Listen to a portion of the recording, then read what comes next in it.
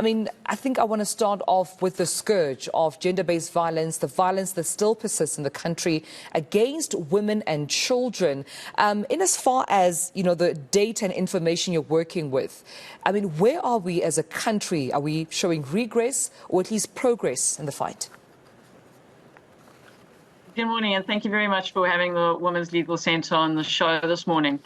Yeah, unfortunately, 16 days tends to shine a little bit of a spotlight on the issue of gender-based violence and violence against women in the country. But of course, the violence is not restricted to these 16 days, and the government has consistently put out very, very strong messages that this is a 365-day problem and something that we should be focused on.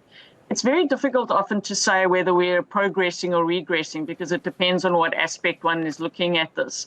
I think we're progressing in the sense that governments and civil society are really coming to terms with the extent and the nature of this violence against women and children. And there is a real recognition that we have a very, very big problem.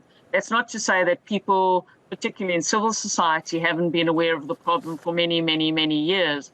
But I think there is now an acknowledgement on the state side that this really does pose an incredible problem, which has far-reaching consequences in terms of access to justice, access to barriers that are created for women in terms of being able to actively participate as full citizens in the country. So I would say that we're progressing in the sense that we have good legislation, we have good policies generally, and that we have a framework in which we are now operating under the National Policy Framework for Gender-Based Violence and Femicide, which is being spearheaded by government, but also very, very strongly supported by civil society.